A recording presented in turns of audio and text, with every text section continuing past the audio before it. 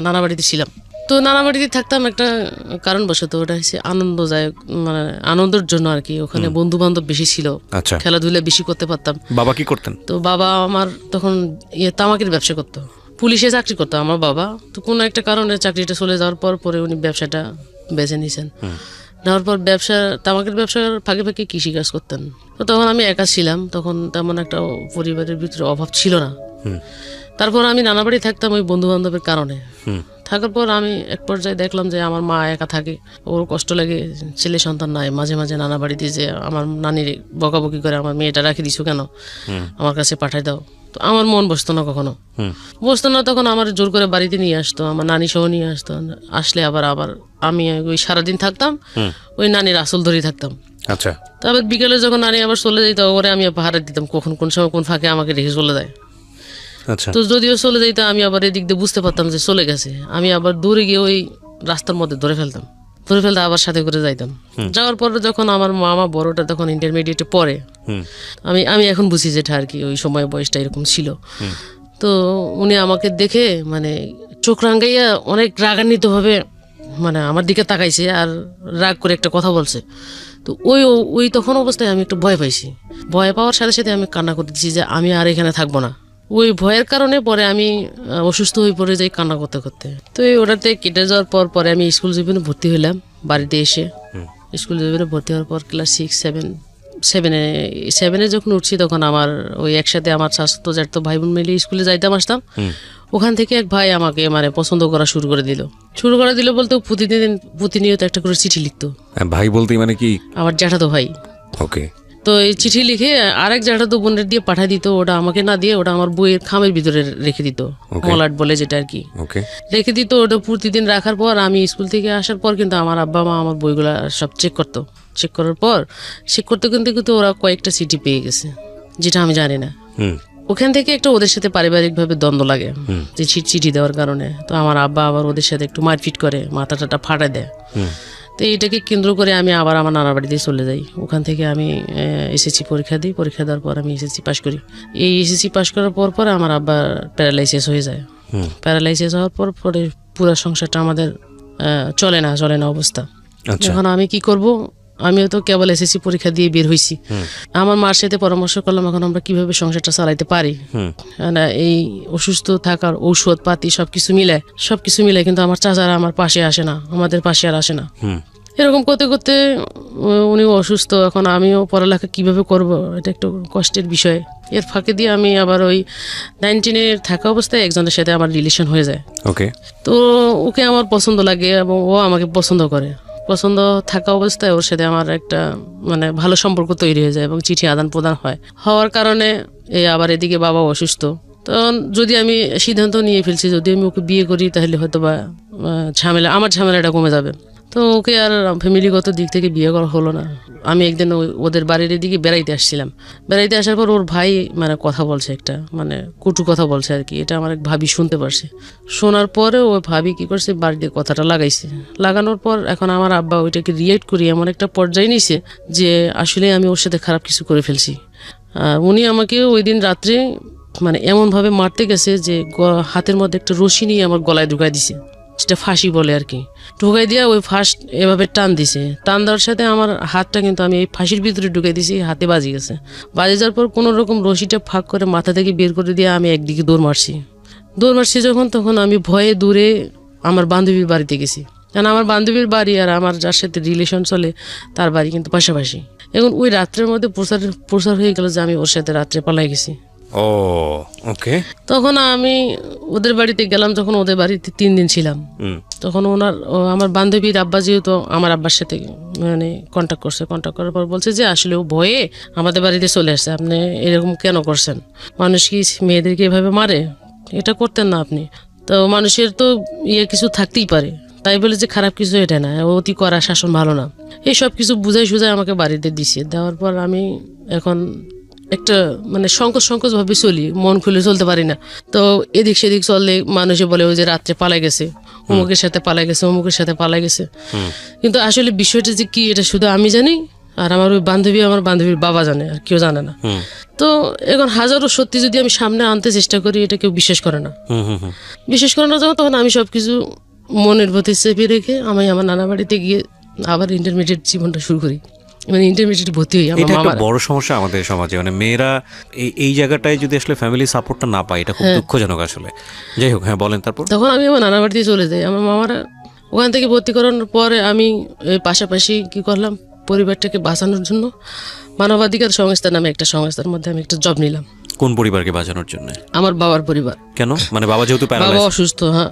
ও, তো জব নেওয়ার পর আমি এখানে এদিকে ছোট ছোট ভাই বোন দুইটা আছে, এরা কেউ 6-এ পড়ে, কেউ 5-এ পড়ে, এরকম অবস্থা। আমি এসএসসির পর জবটা নেওয়ার পর পাশাপাশি জবটা করতেছি, চাকরি পড়ালেখা করতেছি। আবার এদিক দিকে ক্ষেত খামারের যে কাজগুলো আছে, ধান চাষ থেকে শুরু করে সবকিছু, এগুলো আমি দেখাশোনা করতেছি। নানির বাড়িতে থেকে কিভাবে দেখাশোনা করতেন? আমার নানা বাড়ি আমাদের বাড়ির পাশাপাশি। ও আচ্ছা, ওকে। বেশি দূরে না, মানে সকালবেলা যদি আসি, সারাদিন কাজ করে চলে গেলে বিকালে আবার ওদিকে চলে যাই। আচ্ছা আচ্ছা। চলে গিয়ে আবার রাত্রে ওখানে থাকলে আবার পরদিন সকালবেলা এদিকে গোছাই দিয়ে আমি কলেজে চলে যেতাম। কলেজ 3 দিন, সপ্তাহে 3 দিন করতাম, আর 3 দিন করতাম না। আচ্ছা। তো এই ফাঁকে চলার পর এর ফাঁকে দিয়ে আবার ওই কাজটা করতাম। কাজটা আমার মানে একাধারে নিজের জমি জমা দেখা, চাকরি করা, প্লাস হচ্ছে কলেজে পড়াশোনা করা। আচ্ছা। এবং মানুষের দুর্নাম তো আছে। হ্যাঁ, দুর্নাম তো আছেই। কিন্তু আমার ভিতরে একটা সাহস ছিল যে আমি মানুষের কোনো কথায় মানে কেয়ার করি না। যে যাই বলুক, এটা হচ্ছে তার ব্যক্তিগত ব্যাপার। আমি তো জানি, আমার আল্লাহ তো জানে যে আমি কি জিনিস।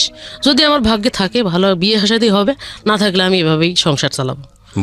এভাবেই চিন্তা ভাবনা করছি। করার পর আমি পড়ালেখাটা চালাইলাম। চালার পর ইন্টারমিডিয়েট পাস করলাম। পাস করার পর আমি দেখতেছি একটা অ্যাপ্লিকেশন হয়েছে।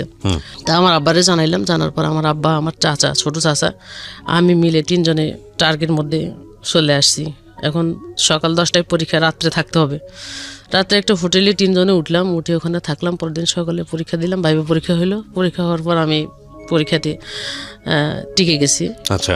টিকে যাওয়ার পর পরের দিন আমার ভাইবা পরীক্ষার আবার ডেট দিছে। তখন কি আপনি ইন্টার কমপ্লিট করে ফেলেছেন? ইন্টার কমপ্লিট করছি। আচ্ছা।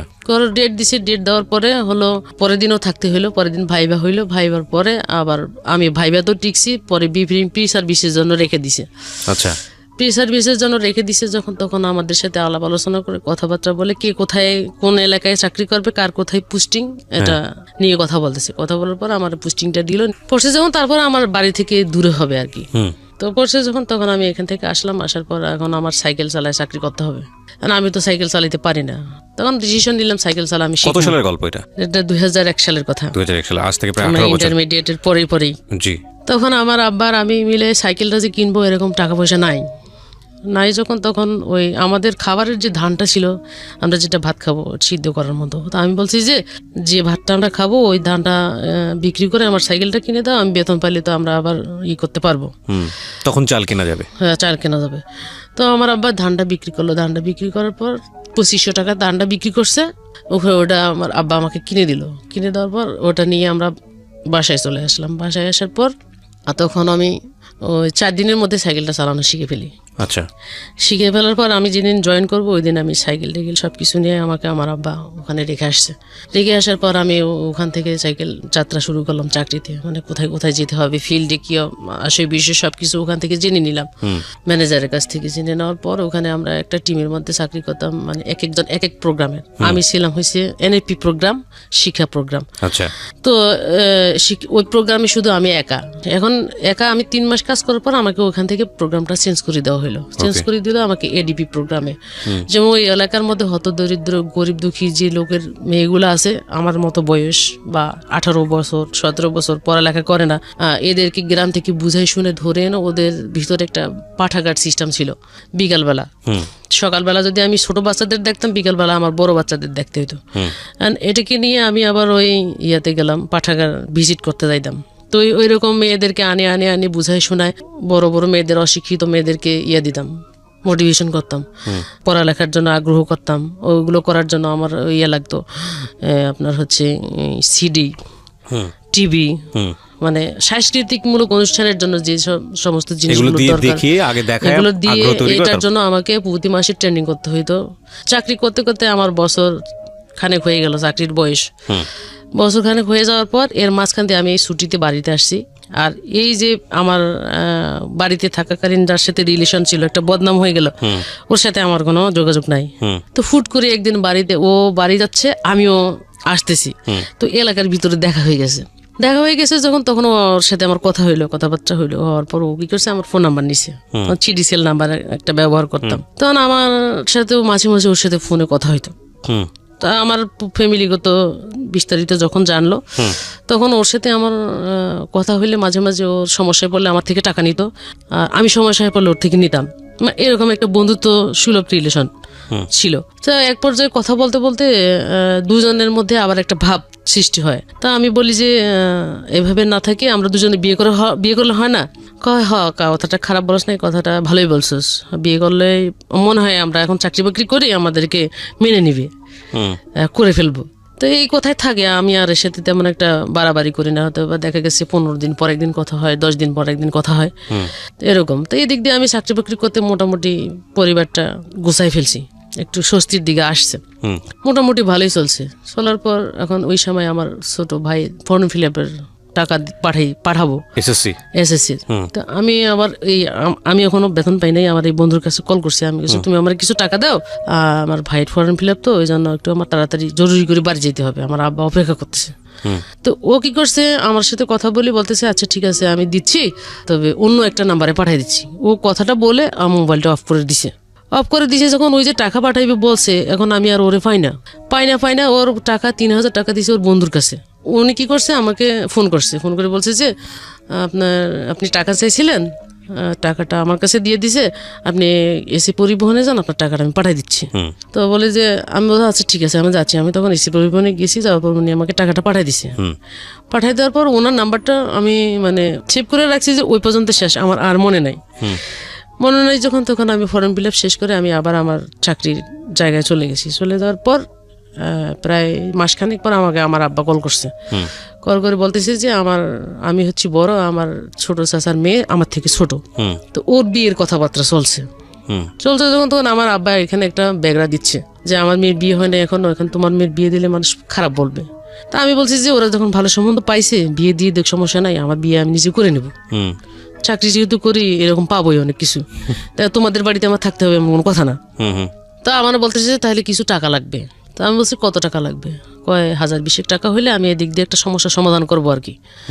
আমি ওই দিন সন্ধ্যার মধ্যে আমি তখন বেতন ধরছি আমার 8900 টাকা, আর এদিক দিয়ে সবকিছু মিলাই 10-12 হাজার টাকা পাইতাম। তো আমার ওখানে আবার থাকতে থাকতে বন্ধু বান্ধব হয়ে গেছে, ওদের থেকে আমি কিছু টাকা সংগ্রহ করছি, করার পর আমি 20,000 টাকা মিলাই বাড়ি আসছি। তো বাড়িতে আসি দেখি বিয়ের সব আয়োজন শেষ।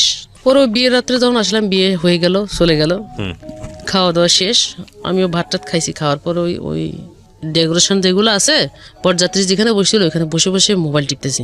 তো টিপতে ওর নাম্বারটা চলে আসছে, আর আমার তো মনে নাই। আমি কইছি যে এটা কার নাম্বার, দেখি তো একবার ট্রাই করি। আমি কি করছি, মিস কল মারছি। মিস কল মারার সাথে সাথে আমার কাছে ব্যাক করছে। ব্যাক করার পর বলছে যে, আমি বলছি ভাই আপনি কি, কেন আপনি আমাকে চিনেন না? আপনার নাম্বার তো আমার কাছে সেভ করা আছে, আপনি মায়া বলছেন না? আমি কি হ্যাঁ মায়া বলছি। আমি কো আচ্ছা আপনি কথাটা শুনলে মন খারাপ করবেন না তো?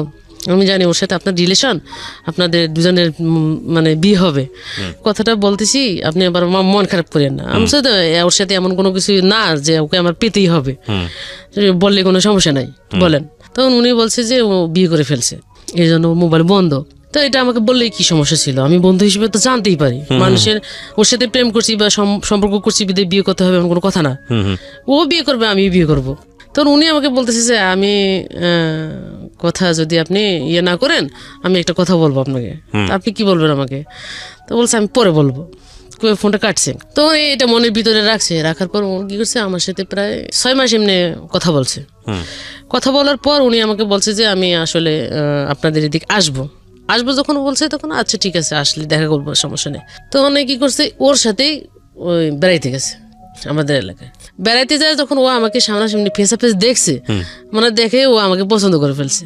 আচ্ছা, আর আমিও যখন ওকে দেখছি, দেখার পর আমারও পছন্দ হয়ে গেছে, যে আমি যার সাথে রিলেশন করলাম তার থেকেও যে সুন্দর এবং অনেক ভালো, অনেক স্মার্ট, অনেক শিক্ষিত, মাস্টার্স কমপ্লিট। এই বিয়েটা যদি করি আমার ফ্যামিলি অবশ্যই মেনে নিবে। 6-7 মাস কথা বলার পর এতে কি করছে, নিজে আগ্রহ করে আরেকবার চলে গেছে। তো ওনার সাথে আমার কথা হলো, আমি মনে করছি দুষ্টামি করতেছে মনে হয়, তা আমি ওই দুষ্টামিমূলক এইভাবে কথাগুলো বলে ফেলছি যে আচ্ছা ঠিক আছে আসেন।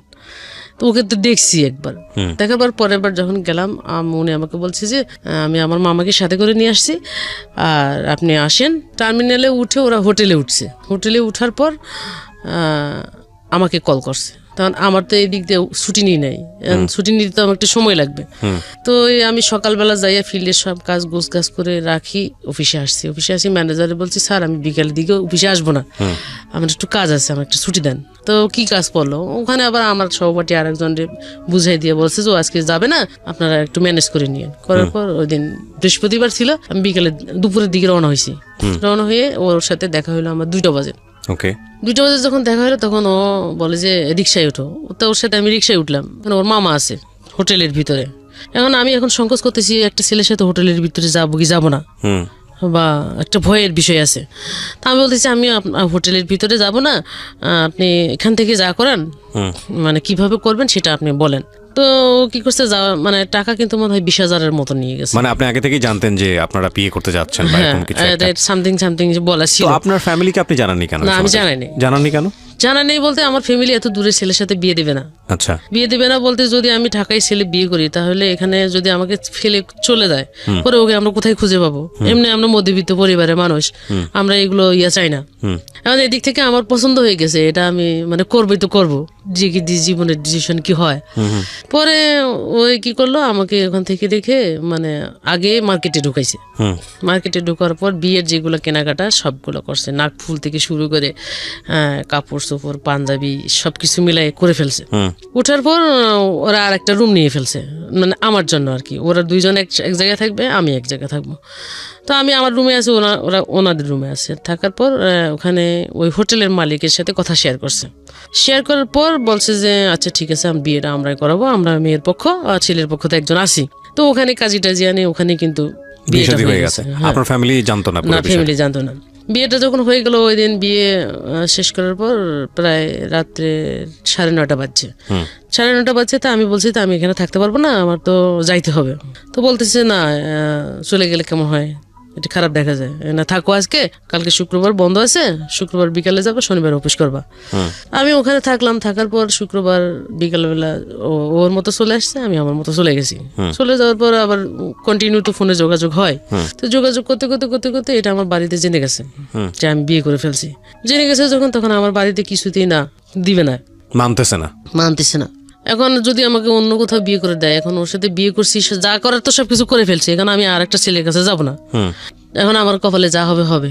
এখন তোমাদের সংসার আমি বোঝাই দিছি, এখন তোমরা ভালোভাবে মেনটেন করে চলো, আমি এভাবে বলছি। বলার পর আমি ফ্যামিলিকে বলেছি যে আমি আমার যতটুকু করার ছিল আমি অতটুকু করে গোছাই দিছি, এখন তোমরা তোমাদের মতো মেনটেন করে চলো। না, আমার পক্ষে সম্ভব না, আমি ওর সাথে সংসার করব। আমি এই কথা বলে আমি ওখান থেকে চাকরি বাকরি ছেড়ে ওর সাথে চলে আসলাম ঢাকা আসার পর এখানে আমাকে রাখলো। রাখার পর ওদের বাড়িতে রাখলো, এখানে থাকলাম।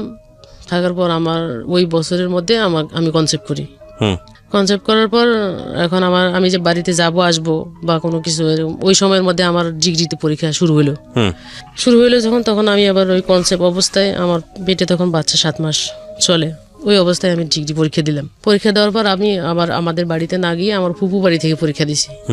পরীক্ষা দেওয়ার পর ওখান থেকে আমি আবার শ্বশুর বাড়িতে চলে এসেছি। তো এই বাচ্চাটা হওয়া পর্যন্ত আমি ওদের সাথে ভালো ছিলাম, মানে ওরা আমার সাথে ভালো ব্যবহার করতো।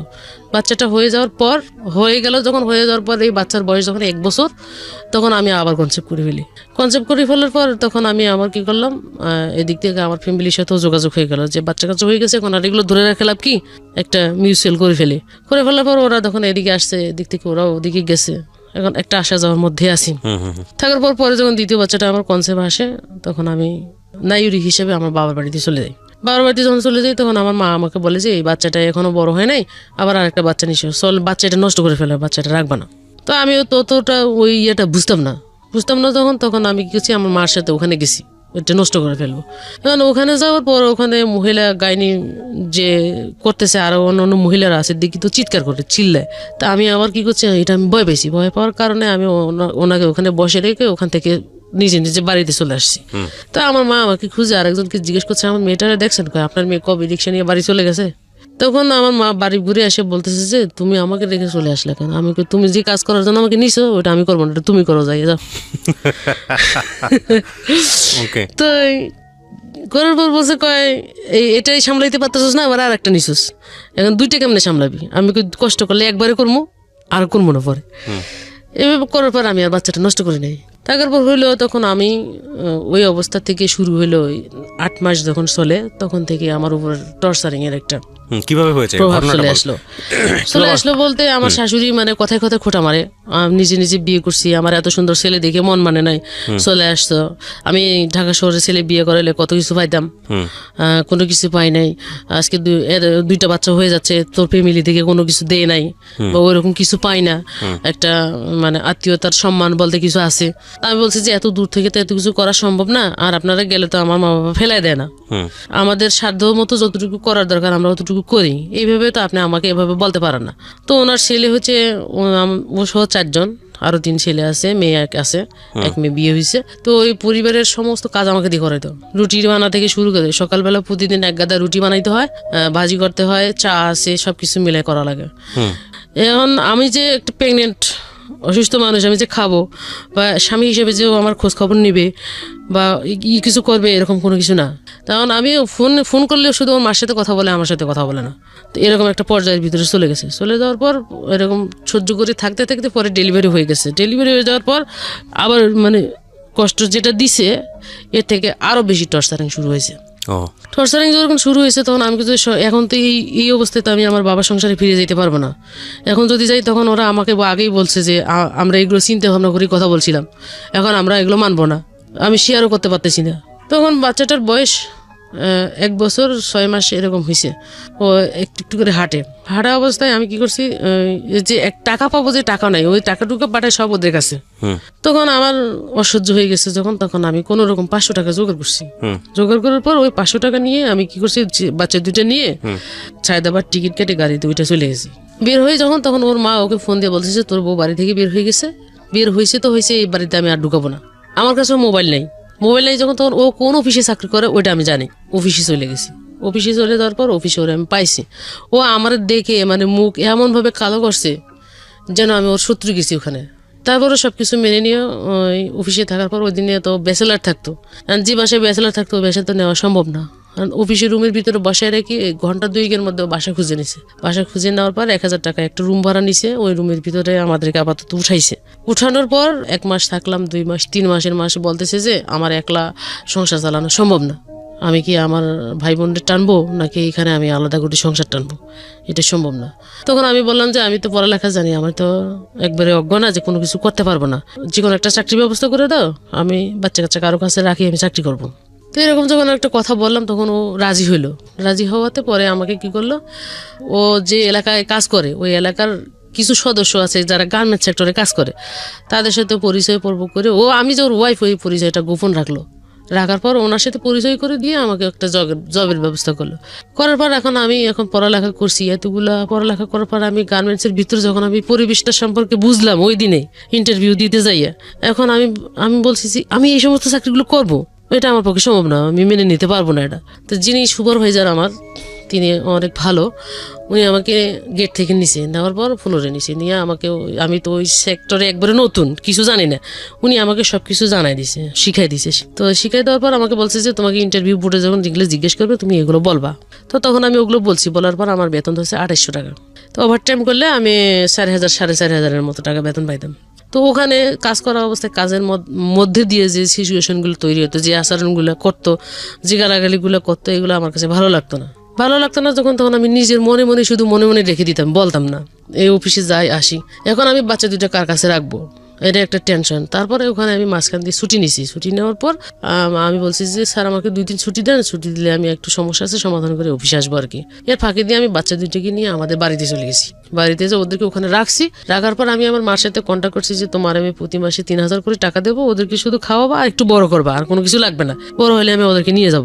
আর এর ফাঁকে দিয়ে আবার এই সংসারের যে অবস্থা, আব্বা অসুস্থ, তা আব্বা আবার আমার সাথে শেয়ার করলো যে আমারও একটু সাপোর্ট করিও। আমি তো চাকরি যেহেতু পাইছি সেহেতু সাপোর্ট আমি করবো, ওদের জন্য 3000 টাকা দেই, তাহলে আর 2জন পড়ালেখা করবে, আর 2000 টাকা বাড়াই দেবো, আমি 5000 টাকা দেবো। 5,000 টাকা দিলে এদিক দিয়ে হয়ে যাবে, আর যা টুকিটাকি টাকা থাকে আমি একলা, তো ও যদি আমাকে নাও রাখে আমি একলা, আমার মনের ভিতরে একটা প্ল্যান আছে। আব্বার সাথে কথা বলার পর আমি ওদেরকে রাখি চলে আসছি। চলে আসার পর তারপরে আমার মা ওখানে আমার ছেলেদেরকে ভর্তি করাইলো।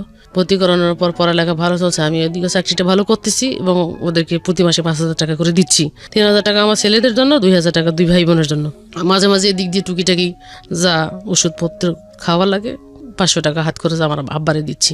দেওয়ার পর ওইখানে আমি চাকরি করা অবস্থা, এখন আমার মেন্টালিটি আসলো যে আমি আসলে এটাতে কি আছে, এই কাজটাতে কি আছে। যেমন ওরা আজকে আমাকে অর্ডার করতেছে, ওই জায়গাটা আমাকে যেতে হবে। এটা করতে হলে মানে ওখানে যেতে হলে আমাকে কি করতে হবে, আমাকে এটা অ্যানালাইসিস করতে হবে। মানে আপনাকে যিনি অর্ডার করতেছেন আপনি সেই জায়গায় একদিন অর্জন করতে চান। অর্জন করতে চাই। জানার পর যখন আমার আইকিউ এর ভিতর ওই জিনিসগুলো ঢুকে গেল, তখন আমি কি করব, আমার এই বেতনে পোষাবে না, এখন আমি চাকরিটা চেঞ্জ করব। যাইতে আসতে আমি এক মহিলার সাথে কথা বলতাম প্রতিদিন। তো ওনাকে আমি বললাম, আপনাদের ওখানে কি লোক নেয়? তো বলতেছে, তোমার পড়ালেখা আছে? আমাকে হওয়া আছে। তাহলে তুমি কালকে সার্টিফিকেট নিয়ে এই জায়গায় দাঁড়াও, আমি আসার সময় তোমাকে মাইক্রো করে তুলে নিয়ে যাব। তো ওনার সাথে আমার যোগাযোগ করার পর আমি পরের দিন সকালবেলা সব কাগজপাতি, মানে ওখানে 30 তারিখ ডিউটি শেষ করছি, বেতন দেয় 10 তারিখ। যে কোনো একটা বাহানায় আমি বেতন একটা নিবো এখান থেকে। পরের দিন ওনার সাথে আমি ওই ফ্যাক্টরিতে গেলাম। ফ্যাক্টরিতে যাওয়ার পর উনি একজন ইনচার্জের কাছে আমাকে বুঝিয়ে দিল। বুঝিয়ে দেওয়ার পর উনি আমাকে বলতেছে যে তোমাকে আমরা নিব, তুমি আমাদের ম্যানেজারটা একটু সেন্সিটিভ, উনি স্মার্টনেসলি চলাফেরা না করলে ওনা কিন্তু নেয় না। স্মার্টলি চলাফেরা করতে হবে, স্মার্টনেস লাগবে।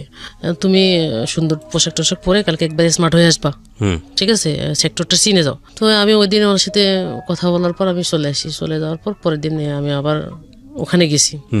উনি যেভাবে আমাকে যেতে বলছে আমি ওখানে গেছি। যাওয়ার পর ওখানে লোক মনে হয় 10 জন নিছে। 10 জনের মধ্যে সিলেক্টেড করছে 6 জন, 4 জন বাদ। এর মধ্যে 2 জন মেয়ে আর বাকিগুলো ছেলে। সিলেক্টেড করার পর আমাকে ইন্টারভিউ বোর্ডে পাঠাইলো। পাঠানোর পর লিখিত পরীক্ষা হয় ওখানে 100 মার্কের। পরীক্ষা দিলাম। পরীক্ষা দেওয়ার পর ওনারা আমাকে ফ্লোরে পাঠাই দিল। ফ্লোরে পাঠাই দিয়ে ফ্লোর থেকে আমাকে মেডিকেল পাঠাইলো। ওখানে মেডিকেল পাঠানোর পর মেডিকেল টেস্ট করলো। টেস্ট করার পর আমার ওই দিন পাঠাই দেওয়ার পর 6 তারিখে আমাকে জয়েনিং ডেট দিল। 6 তারিখ থেকে আমি ওখানে জয়েন করলাম। জয়েন করার পর আমি জয়েনের ফাঁকে ওখানে কাজ করতেছি। কাজ করার অবস্থায় এখন আগের সেক্টরে যেখানে আমি কাজ করছি ওখানে সবার সাথে মানে পরিচয় হয়েছে, রিলেশন হয়েছে, ভালো সম্পর্ক হয়েছে, কথা দুইটা জোর করে বলতে পারতেছি, নিতে পারতেছি। কিন্তু এখানে গিয়ে আমার মন পুরো টিকতেছে না, মানে কিরকম কিরকম লাগতেছে, আবার ওদের কথাগুলো কিরকম লাগতেছে আমাকে। তো আমার একটা জিনিসের কারণে আমাকে একটা বকা দিছে, একটা ভুল করছি আমি। তো ভুল যখন করছি তখন আমাকে বকা দিছে। বকা দেওয়ার কারণে আমার ওই জিনিসটা আবার ওখানেই মনের ভিতরে খুব নিছে যে আমি ওর জায়গাটাই যাব, এখানে থাকি, এখানেই ওর জায়গায় যাব। ওই দিন চলে আসি। চলে যাওয়ার পর পরের দিনে সকালে গেছি। যাওয়ার পর আর একজন সেকশন লিডার ছিল আমার। তো উনি আমাকে বলতেছে, তোমার মন খারাপ কেন? আমি বলতেছি যে আসলে আমার পকেটের ভিতর যে একটা স্টিকার থাকে জ্যাকেটে, এটা আমি জানি না, এটা আমাকে জানাই দেওয়া হয় না। কিন্তু কালকে আমার দিদি যেভাবে কথাগুলো বলছে এই জন্য আমার মন খারাপ। তুমি কাজ করো, তোমাকে আর কিছু বলবে না। তখন আমি ওখানে কাজ করতেছি। কাজ করা অবস্থায় কাজ করতে করতে ওখানকার যে আমার যার আন্ডারে আমাকে দিছিল, সুপারভাইজার বলা হয় আর কি, তার ওখানে পদবি পজিশন হচ্ছে inspector, inspection leader, section leader. তো আমি ইন্সপেক্টর হিসেবেই ওখানে জয়েন করছি। জয়েন করি মোটামুটি ওখানে আমার বেতন প্রায় 5,500-এর উপরে বেতন ধরছে। আর ওভার টাইম করলে আমি প্রায় 6,000-7,000 মানে বাড়তি টাকা পাচ্ছি আর কি। 10-12 হাজার টাকা পাচ্ছি। তো এই 10-12 হাজার টাকা পাইলে আমি বাড়িতে 5,000 থেকে 6,000 টাকা দিচ্ছি, বাকি টাকা আমি ওকে দিচ্ছি। আমার কাছে কিন্তু কিছু নাই, এমনি যাতায়াত, গাড়ি ভাড়া, নাস্তা খরচ যা লাগে তাই। এরকম মোটামুটি সংসার ভালোই চলছে। এদিকে আমার পরিবারেরও সাপোর্ট করতে পারতেছি। এদিকে পড়ালেখা করা অবস্থায় আমার ছেলেরা ক্লাস 4-5 উঠছে যখন, তখন আমার মা, আমার ভাই, আমার বাবা চিন্তা করলো আসলে টাকা এখন বেশি লাগে যখন এমনি কথাবার্তা চলার পর আমি আবার কি করলাম, এর ফাঁকে দিয়ে একদিন হঠাৎ করে খবর আসলো আমার আব্বা মারা গেছে যখন, তখন আমি ওখান থেকে ছুটি নিলাম। ছুটি নিয়ে বাড়িতে চলে গেলাম। চলে যাওয়ার পর দাফন করলাম। করার পর আমি এখান থেকে গেছি আমার টাকায়, কিন্তু দাফনের কাপড় চোপড় কিনা হয়েছে। তারপর দাফন হয়েছে। তারপর ওখানে আনুষ্ঠানিকভাবে যেটা করার কলমা টলমা পড়ায় আমি ওখান থেকে 7 দিন ছুটি কাটায় চলে আসছি যখন, তখন এই কি করলো, এর ফাঁকে দিয়ে চাকরিতে অ্যাপ্লাই করার পর ফাঁকে দিয়ে চাকরিটা হয়ে গেল যখন, তখন ও আমাকে বলছে, দেখো আমার চাকরি তো হয়ে গেছে, এখন তো আমাকে যেখানে পোস্টিং দেবে সেখানে যেতে হবে, যেখানে যাও না কেন, যেখানে থাকো না কেন চাকরি, তখন আমিও এখানে আটকা পড়ে গেলাম। এখন তুমি আবার আমাকে ছেড়ে ঢাকায় চলে যাবা। এখন আবার যদি কখনো আমার মনে থেকে একটা সন্দেহ জায়গা সৃষ্টি করছে। এর ফাঁকে দিয়ে আবার আগে প্রথমেই যখন বিয়ে করছি, বিয়ের কাগজপত্র সব ও কি করছে, গায়েব করে ফেলছে। এগুলো কোনো কিছু নাই বলতে এখন ভবিষ্যতে যদি আমি ও যদি সরে যায়, মানে আমার ভিতরে একটা সন্দেহ ঢুকে গেল, বা কোনো কিছু করে পরে আমি ওকে কিভাবে ধরবো।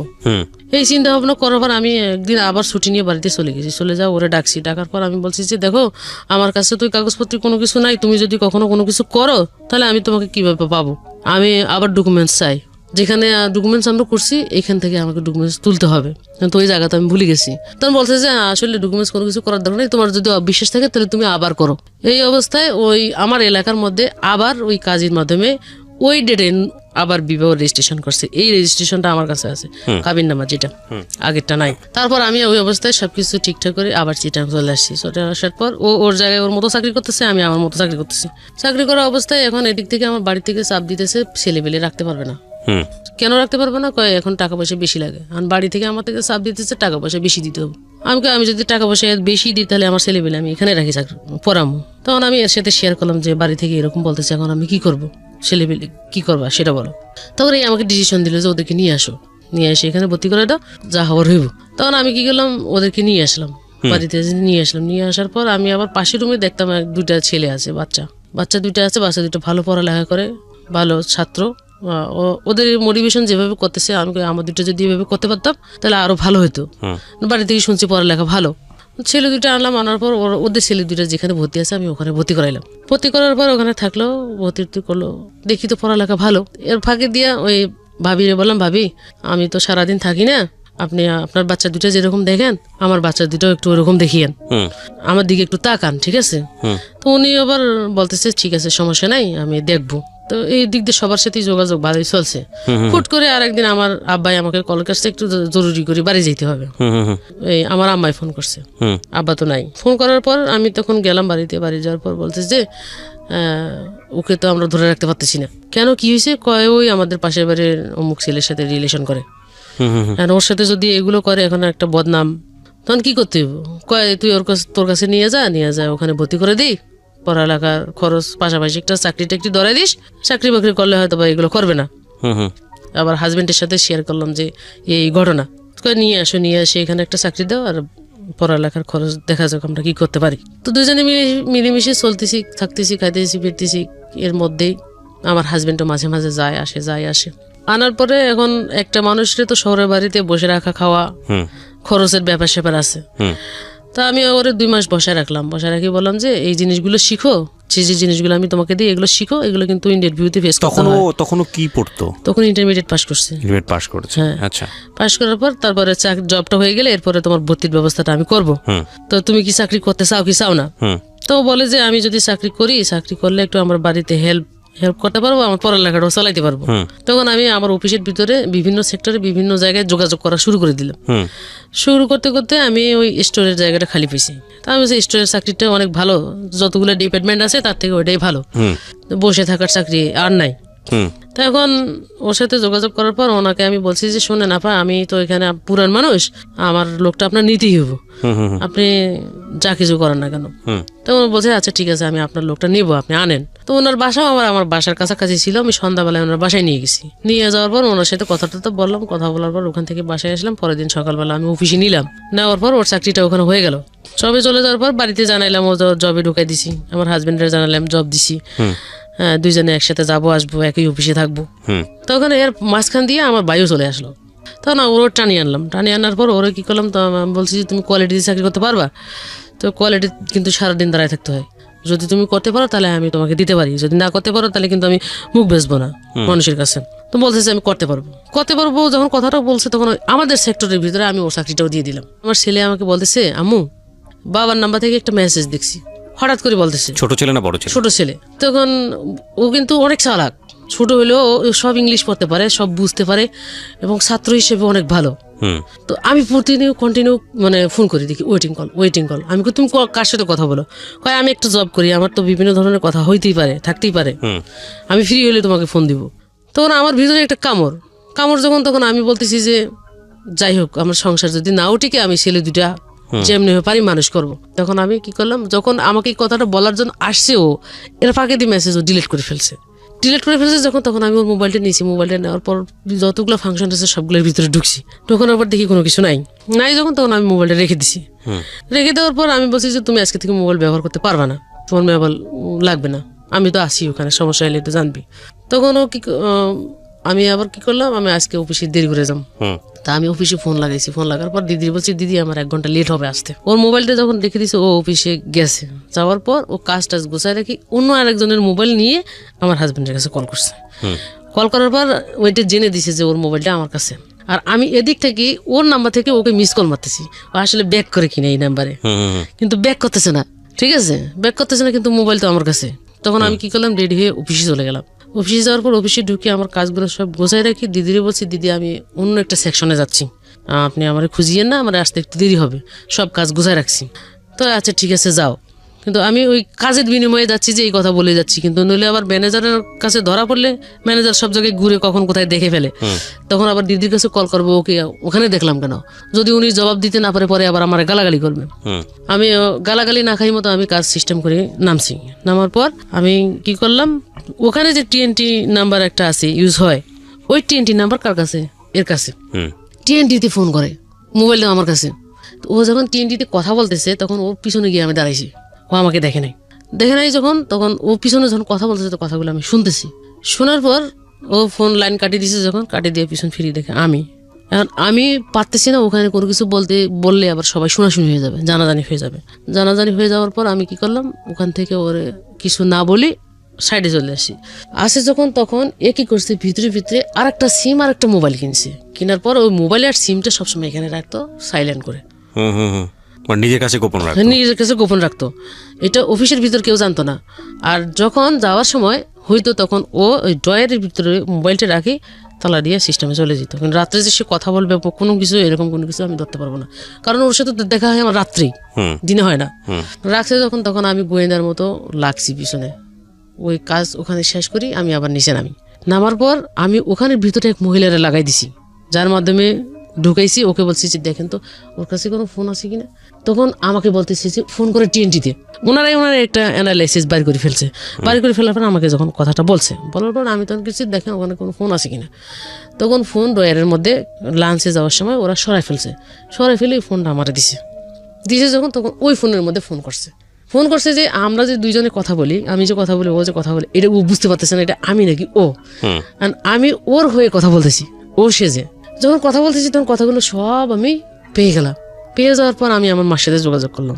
পেয়ে গেলাম মানে কি, আপনি কি পেলেন যে আসলে কি পেলাম, যে ওর সাথে যে একটা সম্পর্ক আছে এটা আমি পাই গেলাম। মানে কথার টোন শুনে আপনি পেয়েছেন? হ্যাঁ, পেয়ে গেছি। বা আপনাকে নিয়ে ওই সময় কোনো কথাবার্তা হচ্ছিল কিনা? হ্যাঁ, আমাকে নিয়ে কথা হচ্ছিল। ওকে, আপনি ইন ডিটেল এখানে বলতে চাচ্ছেন না, আমি বুঝতে পারছি। হ্যাঁ, তারপর কি হলো? ইন ডিটেল আমি বলি, আমাকে যখন ফোনটা আমি রিসিভ করলাম, হ্যালো, মানে ওর মতো করে ও যেভাবে কথা বলে, কয় তুমি কেমন আছো, আমি কেমন ভালো আছি। ওকে আমি ফোন দিই না যে ও কি তোমার সাথে কিছু শেয়ার করে। আমি বলতেছি না, আমার সাথে শেয়ার করে না, তবে ও একটু মন টন খারাপ আর কি, আপনি ফোন টোন করেন না, এভাবে কথা বলতেছি। তখন আমি বলতেছি যে আচ্ছা আসলে আপনি কি করতে চাচ্ছেন, কিভাবে কি করতে চাচ্ছেন। ঠিক আছে, যখন আমি জিজ্ঞেস করছি তখন বলতেছি যে আসলে দেখো আমরা তো বিয়েটা করে ফেলছি, আমাদের এটা কিন্তু কোর্ট ম্যারেজ, ও কিছু করতে পারবে না, আমি যেটা বলবো সেভাবে মেনে নিতে পারবে, ও যাবে কোথায়। কি বলেন? এভাবে বলতেছে। আমি এই কথা শোনার সাথে আমি আর ওর সাথে কি কথা বলবো, আমার নিজের হৃদয় সব বের হয়ে গেছে। আমি ওখানে মাথা ঘুরে পড়ে গেছি, ওই অবস্থায় মাথা ঘুরে পড়ে গেছি। আমি ওই দিনে আমি রাত্রে আর কোনো কিছু কইতে পারি না, পরের দিন সকালবেলা আমি বিছানা থেকে উঠতে পারি না। এখন আমার নিজেরই প্যারালাইসিস, এক সাইডে আমার অবশ হয়ে গেছে। ওকে, অবশ হয়ে যাওয়ার পর আমি যখন বিছানা থেকে উঠতে পারতেছি না, পুরো টেনশন করতেছি, আমার মুখ বাঁকা হয়ে গেছে, কথা বলতে পারতেছি না, জিবা উলট পালট করতেছে। অফিসের মধ্যে ফোন দিয়ে জানাই দিছি আমি অসুস্থ, আসতে পারতেছি না। ও আমার কথা বলবে কি, আর আমার নামে বদনাম গাইছে যে আমি ঢং করতেছি, অ্যাক্টিং করছি, এরকম ধরনের কিছু বলছে। বলার পর তখন ও আমার কাছে ফোন করে বলতেছে যে সব ঢং সারি দিয়ে ভালো মানুষের মতো চলাফেরা করো। কালকে যে ফোনটা তুমি রিসিভ করছো এটা আমি বুঝতে পারছি, ও নিজের থেকে স্বীকার করলো। ওকে, হ্যাঁ, স্বীকার করার পর আমাকে বলতেছে যে তুমি যদি ওর সাথে আমার সাথে সংসার যদি স্বাভাবিকভাবে মেনে নাও তোমার জন্য ভালো, যদি স্বাভাবিকভাবে মেনে না নাও তোমার জন্য খারাপ। কারণ বাধ্যগত আমার মেনে নিতে হবে ওর কথা অনুযায়ী। আপনি মাকে ফোন করলেন মাঝখানে? মাকে ফোন করলাম, মাকে আসতে বললাম। মা বলতেছে যে আমি তো এখন এই সময় যাইতে পারবো না, আসতে বললাম। এখন মা কি করছে, 1 সপ্তাহ পরে আসছে। আসার পর আমার মা করলো যে তুমি আমাকে ট্রিটমেন্টের জন্য আরেক জায়গায় পাঠাইলো, যে আমি এখন বাসায় আছি, ওর সাথে আমি আসি, ওর চাকরি বাকরি কিছু করা লাগবে না, তুমি ট্রিটমেন্ট হয়ে সুস্থ হও, তুমি সুস্থ হলে আমি ওকে নিয়ে বাড়ি চলে যাবো। সবকিছু ঠিকঠাক করে ও কি করছে, আচ্ছা ঠিক আছে, কোনো কিছু হবে না, আর কোনো কিছু চিন্তা ভাবনা করার দরকার নেই, যা হয়ে গেছে এখানে শেষ বইলে ঢাকা চলে আসছে। আর যা হয়েছে হয়েছে এখানে শেষ, আর কোনো কিছু করবো না, আমি চাকরি বাকরি করে প্রতিষ্ঠিত হবো, আলাদা বিয়ে শাদী করবো। এভাবে কথা বললো। কথা বলার পর সবকিছু ওখানে শেষ করে আমার মা কি করছে, আবার বাড়িতে চলে গেছে। চলে যাওয়ার পর এদিক দিয়ে আপনার এইরকম একটা জিনিস জানার পরে আপ জিজ্ঞেস করা হয় নাই আপনার যে ঘটনাটা হলো কিভাবে শুরু হলো, কেমনে হলো? এটা তো একদিনের বিষয় না, কোর্ট ম্যারেজ করার যে বিষয়টা। না, আমি চাচ্ছি যে ও নিজে থেকে আসলে কি বলতে চায় হ্যাঁ, এটা জানার জন্য আমি মাকে দিয়ে বলাইছি। সরাসরি আপনি কখনো সন্দেহ করেননি, শুধুমাত্র আপনার ছেলে এসে একটা টেক্সটের কথা বললো, এসএমএস এর কথা বললো, ইন দ্য মিন টাইম কয়েকদিনের মধ্যে আপনি জানতে পারলেন যে আপনার, তো আপনার ইতিহাসটা বের করার ইচ্ছা হলো না যে কিভাবে হলো এই বিষয়টা, কোন কারণে হলো? আপনি জিজ্ঞেস করেন আরো পরে জানতেছি, আরো পরে? আচ্ছা ঠিক আছে, হ্যাঁ বলেন। তারপর মা চলে গেল, চলে যাওয়ার পর এখন আস্তে আস্তে তো ওকে আমি একা পাইছি ঘরের ভিতর। এখন এক প্রশ্ন যদি আমি বারবার করি, তখন ও আমাকে বলতেছে আমি সুসাইড করবো। শহরের ভিতরে ঘরের মধ্যে যদি সুসাইড করে, তখন ও আমাকে বিপদে ফেলবে, এবং উল্টে এর সাথে যদি রিলেশন হয়ে গেছে, এও আবার উল্টা বিপদে ফেলবে, আমার মাও আমাকে উল্টে বিপদে ফেলবে, তিনজনের কাছে আমি ফেসে যাবো। ইন্টারেস্টিং বিষয় হচ্ছে যে ভদ্রমহিলার ব্রেইন অনেক ঠান্ডা, কুল ব্রেন, অনেক কিছু চিন্তা করে, কিন্তু সাধারণত এরকম ঘটনা ঘটলে কোনো মেয়ের পক্ষে এইরকম চিন্তা ভাবনা করা ওই মোমেন্টে সম্ভব না, সাধারণত হয় না, সিনক্রেট করবে, খুব স্বাভাবিক।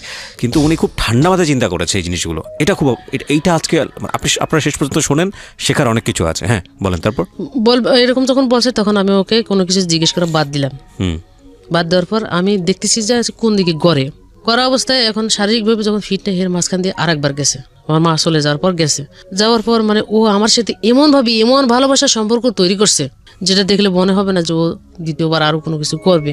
এরকম করার পর আবার চলে আসছে, ঢাকা চলে আসছে। ঢাকা চলে আসার পর কিন্তু মোবাইল যে নাই, কথা বলতে পারে না, চাকরি অফ, এরকম কোনো কিছু নাই। না করার পর সামনের যে ফিক্সি লোডের দোকান আছে, দোকানের মোবাইল থেকে কথা বলতো।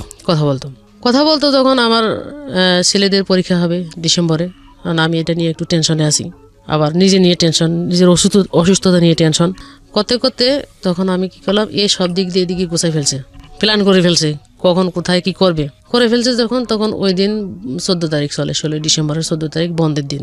15 তারিখ আমি বেতন পাইছি, 7 তারিখে বেতন পাইয়ে রুম ভাড়াটা দিই নাই বলতে এই বাড়িওয়ালারে বলে রাখছি যে এই মাসে আমার টাকাটা লাগবে, ছেলেদের পরীক্ষা, আমি আগামী মাসে 2 মাসের ভাড়া একসাথে দিয়ে দেবো।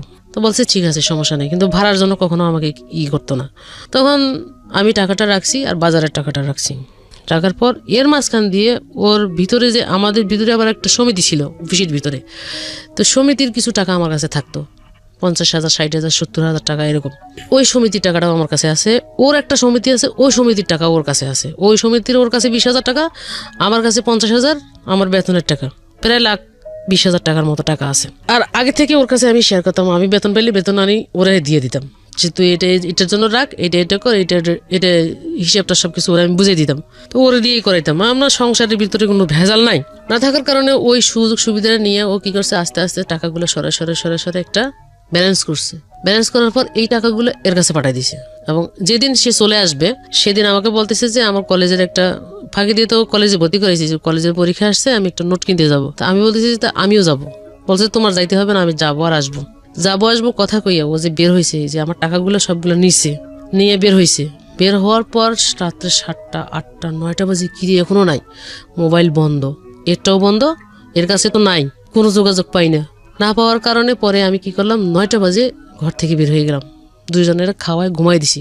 ঘুমাই দেওয়া যাওয়ার বের হয়ে যাওয়ার পর আমি একটা আমার মামা শ্বশুরের বাসা আছে, ওরা মনে হয় আমাকে উপর থেকে নিচে দেখছে, দেখার পর ওরা সরে যাওয়ার পর যখন আমি ওর মামার বাসায় ঢুকছি, ওদেরকে পাই নাই। মামিরে জিজ্ঞেস করলাম, মামি এই ঘটনা, ওকে আমি পাচ্ছি না, এর আগে কিন্তু এই ঘটনাগুলো ঘটছে। তখন বলতেছে না, ওরা আসে নাই, এ কথা আমাকে বললো। আসে নাই বলতে তখন আমি কি করছি, নিচে নামার পর ফুটপাতের এক জায়গার মধ্যে একটা থুম্বা আছে, এই থুম্বার ভিতরে আমি বসে রয়েছি, ঘাপটি মারে বসে রয়েছি, যে আসলে আমি তো ওই 5 তলায় উঠলাম, দেখলাম না, এই পাশ ওই পাশ ফ্ল্যাটে জিজ্ঞেস করলাম, কেউ কিছু বলতেও পারে না। তখন আমি এখানে থাকবো, দেখি আসলে এখানে আসে কি না। আমি এখানে 2 ঘন্টা বসে রয়েছি। 2 ঘন্টা পর কোত্থেকে রিক্সা থেকে আমি ওখানে নামার পর যখন আমি ওদেরকে দেখছি, ওদের পিছনে উঠছি। ওঠার পর ওইখানে কয়েকটা লোকের জড়ো করছি, করার পর আমি বলছি যে দেখেন এই ঘটনা, এটা কিন্তু এই সমস্যা হয়েছে, ওর মামা কিন্তু এই কাজগুলো করছে। লাস্ট পর্যন্ত এখানে ঘরের ভিতর ঢুকি ওর মামার সাথে কথা বলার পর লোকজন কথা বলতে বলতে এদিক দিয়ে ওরা দুইজন কি করছে, নিচে নামছে। নিচে নামার পর আমি যে ওদেরকে ধরবো, মানে ধরতে পারতেছি না, সামনে গিয়ে একটা রিক্সার মধ্যে উঠে গেছে। উঠে যাওয়ার পর এখন এক রিক্সা ফলো করতে যায়, রিক্সাটা হারাই ফেলছি। এখন আবার ওই রিক্সার মধ্যে ঘুরতে ঘুরতে ঘুরতে ঘুরতে পড়ে যায়, পাইছি যখন তখন দুজনের ধরছি, আমি পুলিশ টুলিশ ডাকবো এরকম সিচুয়েশন একটা তৈরি করছি। করার পর ও কি করছে, আমার মানে এই মুখ বরাবর একটা লাথি মারছে, পায়ের মধ্যে জুতা ছিল। ওহো, লাথি যখন মারছে তখন আমি এক রিক্সা থেকে পড়ে গেছি। পড়ে যাওয়ার পর আরেক রিক্সা আমার গায়ের উপর দিয়ে চলে গেছে যখন, তখন তারপরও আমি ওই ব্যথা অনুভব না করে আবার নিজে উঠে দাঁড়াইছি। নামার পর ও আমার এইভাবে ধরছে, মানে পিছন দিয়ে ধরছে। ধরার পর এরকম একটা টুল ছিল রাস্তার মধ্যে পড়া, এই টুল দিয়ে ইচ্ছে মতো পিড়াই আমার পুরো চেহারাটা একবারে ডিসকালার করে দিছে। তো রাস্তার মধ্যে আর লোকজন ছিল না? রাস্তার ভিতর 10:30 11টা বাজে, লোকজন তখন কম। রাত্রেবেলা কম যখন, তখন ওই অবস্থায় আমার আর হুঁশ নাই। ওই অবস্থায় আমাকে ফেলাই দিছে না, কি করছে আমি আর কিছু বলতে পারি না, ওইখানে ফেলাই রাখি চলে গেছে। ওখান থেকে ফুটপাতের এক দোকানদার আমার তুলে মেডিকেল ভর্তি করছে। ওই অবস্থায় আমাকে ফেলাই দিয়ে চলে গেছে, দুইজনে চলে গেছে। চলে যাওয়ার পর আমাকে যখন মেডিকেল ভর্তি করছে তখন আমার মোবাইলটা আমার কাছে ছিল, আর এদিকে ছেলেরা তো টেনশন করতেছে, আমাকে পাচ্ছে না। পরে ফোনে দিছে, ফোনে ওই ফুটপাতের দোকানদার যে ছিল উনি কল রিসিভ করছে, বলছে যে কে হয় তোমার? আমার আম্মু হয়। আমার আম্মু কোথায়? ওই তোমার আম্মু খুব অসুস্থ, অবস্থা খারাপ, আমরা মা শিশু হাসপাতালে ভর্তি করেছি। যখন ওখানে আমি 2 দিন থাকার পর আমার জ্ঞান ফিরছে। জ্ঞান ফেরার পর আমি আমার নিজের চেহারাতে দেখি এগুলো সব আমার ফাটা, মুখটুক সব, আর এই ঠোঁটগুলো ফুলে ফুলে এরকম হয়েছে। ওই যে লাথি মারছে জুতা সহ এগুলো ফাটি গেছে। এই অবস্থায় তখন আমি খুব অসুস্থ। এখন আমি কি ওখান থেকে আসি অফিস করতে পারবো? এরপর অফিসে বাসায়, ওখান থেকে বের হয়ে বাসায় আসছি। ওই টাকা পয়সা ইয়ারা মিট করে দিছে, বাইরের লোকজন যারা আমাকে ভর্তি করাইছে ওরা মিট করে দিয়ে আমাকে বাড়ি করছে। বাড়ি করার পর আমরা বাসা কোথায় কি বা কারা সবকিছু নিয়ে আমাকে বাসায় দিছে। তারপর বাসায় আসি। এখন আমি যে খাবো, রান্না করবো, টাকা পয়সা চালের কোনো কিছু নাই।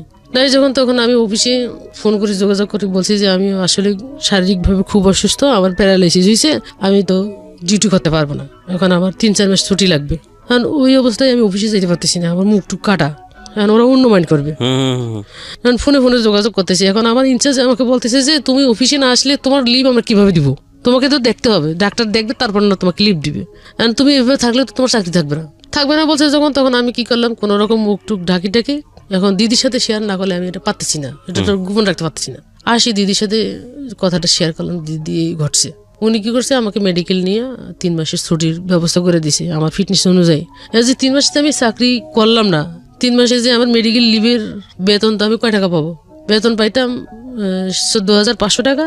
এখান থেকে আমি ওভারটাইম করলে না 14,500 টাকা পাবো, আর ধরা বেতন যেটা 12,000 পাবো। এই 12,000 টাকা থেকে আমাকে হাফ বেতন দিবে 6,000 টাকা। এই 6,000 টাকা কি আমার এই 3 মাস সংসার চলবে? 2টা বাচ্চা নিয়ে। তারপরে আমি কি করলাম, মোবাইল ফোনের মাধ্যমে ওর সাথে যোগাযোগ করতে চাচ্ছি, যে যা হওয়ার যা করার করছো, আমি সবকিছু মানিয়ে নিলাম। এখন তো আমার ছেলে দুটো মানুষ করতে হবে, পড়ালেখা করতে হবে, খাওয়া থাকা সবকিছু মিলে টাকা পয়সা দাও। টাকা পয়সা দিবে না, কোনো কিছু দিবে না। না দেওয়ার পর আমি 3-4 মাস ওর সাথে এই যোগাযোগ অবস্থায় থাকলাম, কোনো টাকা পয়সা কোনোভাবে নিতে পারলাম না। এমনও দিন গেছে আমরা 3-4 দিন না খাই রয়েছি। ওই সময়টা 3 মাস অনেক কষ্ট গেছে। সামনের এক দোকানদারও বুঝতে পারছে, বুঝার পর উনি আমার 3 মাসের বাজার খরচ আমার ঘরের ভিতর দিয়ে গেছে। এর ফাঁকে দিয়ে আমি সুস্থ হয়ে কোনো রকম আস্তে আস্তে 3 মাস পর আমি চাকরিটা স্টার্ট করি। আমার 3 মাসে 15,000 টাকার রুম ভাড়া বাকি হয়ে গেছে। এখন আমি কি ছেলে পড়ালেখা করাবো, না খাবো, না চলবো, কোন দিকে যাব? লাস্ট পর্যন্ত ছেলেরে বললাম তোর আব্বুর সাথে যোগাযোগ কর। মোবাইল করছে, কয় কে তুমি? কাউরে চিনি না। কয় আমি তোমার ছেলে বলছি, কয় আমার কোনো ছেলে নাই। টোটালি এসে অস্বীকার করছে। আমি এখন কি করব? ওইখানকার 13-14,000 টাকা দিয়েও আমার সংসার চলবে না। পরে আমি আবার চাকরি চেঞ্জ করার সিদ্ধান্ত নেওয়ার পর ওই 3 মাস আমার খুব কষ্ট গেছে, যেটা আমি কাউকে বলতে পারবো না। আমার অসুস্থ চিকিৎসার টাকা নেই, আমার খাওয়ার টাকা নেই, আমার ঘর ভাড়ার টাকা নেই, কোনো কিছু নেই আমার কাছে। এরপর ওই এলাকার মানুষ যতটুকু পারছে আমাকে সহযোগিতা করছে, পাশের রুমের ভাবি যতটুকু পারছে আমাকে সহযোগিতা করছে। আপনি পুলিশের কাছে যাননি কেন ওই সময়টাতে? এখন আমি নিজে খাইতে পারি না, পুলিশের কাছে গেলে আমার থেকে টাকা চাইবো, আমি টাকা কোথেকে দিব? মামলা করতে গেলে আমার কাছে টাকা চাইবো, আমি টাকা কোথেকে দেবো? আমার তো নিজের খাওয়ার কিছু নাই। অফিসে আসি, আমার ম্যানেজারকে বলছি আমি তো এখানে 5 বছর হয়েছি চাকরি করছি, আমার টাকা পয়সার সমস্যা আছে, আমি রিজেন দিয়ে আমার যে ফান্ডের টাকাগুলো আছে ওগুলো আমার দিয়ে দেন, দরকার হলে আপনি আমাকে রিজয়েন করেন। উনি বলতেছে এরকম সিস্টেম নেই, আমরা এটা করতে পারবো না। সিস্টেম আছে কিন্তু ওনারা করতেছে না, মানে আমাকে ছাড়তে চাচ্ছে না, আমার কাজের জন্য আমাকে ছাড়তে চাচ্ছে না, কিন্তু আমাকে টাকাটা দিবে না। পরে ওই আমার ইনচার্জ বললো যে আমরা তোমাকে সবাই মিলে একটা সহযোগিতা করি, আপাতত তুমি এটা দিয়ে চলো। ওরা সবাই কী করছে, সবাই ভিতরে ভিতরে টাকা কালেকশন করছে। টাকা কালেকশন করে ওরা আমাকে 10,000 টাকা দিয়েছে। 10,000 টাকা দেওয়ার পর এদিকে জমিদার বাড়িওয়ালা বুঝতে পারতেছে যে আমার তো আর কিছু নাই, আমি অথবা রুম ভাড়া না দিয়ে যদি পালাই যাই তখন আমার কই পাইব। বাসা ভাড়ার জন্য প্রেশার দেওয়া শুরু করে দিয়েছে। এরা এদিক সেদিক অনেকজন অনেক কিছু বলতেছে। তখন আমি বলছি যে আমার একটু সময় দেন, আমি আপনার টাকাটা ব্যবস্থা করে দিব। পরে ওখান থেকে 10,000 টাকা দিচ্ছি। 10,000 টাকা আমি রুম ভাড়ার টাকাটা দিয়ে দিছি, আরও 5,000 টাকা পাও না, আবার রানিং ভাড়ার টাকা যখন তখন আমি এদিকে হাল ছাড়ি দিনে চেষ্টা করতেছি যে একটা সমাধান করে কিনা বা একটা ইয়ে করে কিনা। না করার পর তখন আমি আবারও ওদের বাড়িতে যোগাযোগ করলাম। সব কিছু আমরা এত ভাঙি বললে চলবে না, আমাকে এখন শক্ত হয়ে দাঁড়াইতে হবে, নিজে নিজে করতে হবে। এখন ওর আশা বাদ, ওদিকে বাদ দিয়ে অফিসে যাওয়া শুরু করি। পরের মাসে বেতন পেলাম, মানে 8,500 টাকা অ্যাবসেন্ট করার পর। এই টাকা দিয়ে রুম ভাড়ার টাকাটা দিয়ে দিছি। এদিকে স্কুলে পরে স্কুলের বেতন, প্রাইভেটের বেতন সব কিছু মিলে দেওয়ার পর আমার খাওয়ার টাকা নাই। বললাম যে আপনি আমাকে দোকানে 2 মাস বাকি খরচ চালান, আর আমি অন্য একটা চাকরির ব্যবস্থা করতেছি, যদি বাড়তি বেতন পাই টাকাটা আপনার একবারে দিয়ে দিব, সমস্যা তারা আমার একসাথে থাকবে না। এখন সমাপনী পরীক্ষা দিয়েছি, পরীক্ষা দেওয়ার পর রেজাল্ট বাইরে হয়েছে, A+ পাইছে। এখন পরবর্তীতে আমি ছেলেটি 6 ভর্তি করাবো, আমার তো টাকা লাগবে, 6 দিব কোথায়? আমি এখন ওই সময়ের মধ্যে ছেলের মাথায় একটা টেনশন ঢুকে গেছে। তখনও আমি বললাম যে আব্বু আমি আসি তোমাদের পাশে, আমি তো তোমাদেরকে সারি কোথাও কোনো কিছু করবো না। এখন বাবা, ওরা মনে করে বাবা তো বিয়ে করছে, মাও যদি অন্যদিকে কারোর সাথে চলে যায় আমাদের অবস্থান কোথায় যাবে, কি হবে? তখন ওকে বুঝাই সুঝে বললাম যে তুমি পড়ালেখা করো, আমি তোমার সাপোর্ট দিব, আমি তোমাকে টাকা দিতে পারবো কিন্তু সময় দিতে পারবো না। এখন তোমরা তোমাদের মতো করে তৈরি হও। বলার পর এই ছেলে কি করলো, আমাদের গার্মেন্টসের ভিতরে চাকরি করি, ওখান থেকে আমার একটা কমিশন আছে।